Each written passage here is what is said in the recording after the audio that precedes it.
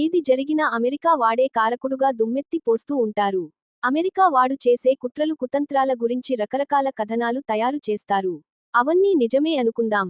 కానీ చిత్రం ఏమిటంటే, ఎక్కువ మంది మా అబ్బాయి అమెరికాలో చదువుకోడానికి వెళ్ళాడు, మా అల్లుడు అమెరికాలో ఉద్యోగం చేస్తున్నాడు, మా అల్లుడికి అమెరికా పౌరసత్వం వచ్చింది, మా కుటుంబం తరచూ అమెరికా వెళ్లి వారి దగ్గర గడిపి వస్తూ ఉంటాము అని చెప్పుకుంటూ సంబరపడుతూ ఉంటారు.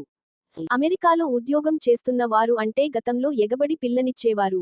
ఇప్పుడు ఈ దూకుడు కొంచెం తగ్గినట్టు కనిపిస్తోంది. లక్షలాది భారతీయులు అమెరికాలో ఉద్యోగాలు చేస్తూ అక్కడే ఉండి స్థిరపడిపోవటానికి కారణం ఏమిటి?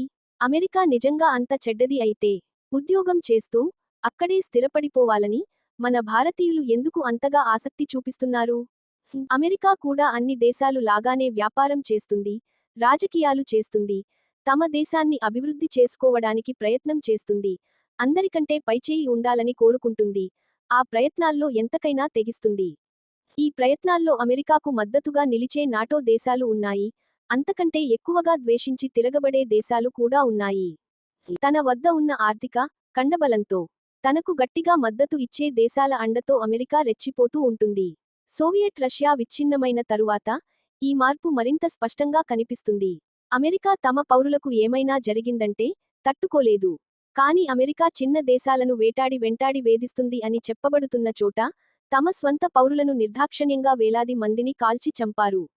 అందుకే వారిని అమెరికా వెంటాడి చంపినప్పటికీ ఆ దేశాల పౌరులు సంబరాలు చేసుకున్నారు కానీ అమెరికాను ఏమీ అనలేదు. ఈ సంకేతం చాలు అమెరికా చేసే కర్రపెత్తనంలో కూడా మంచి ఉంది అని అనుకోవటానికి. మిత్రులారా, దయచేసి సబ్స్క్రైబ్, లైక్, కామెంట్, షేర్ చేయండి.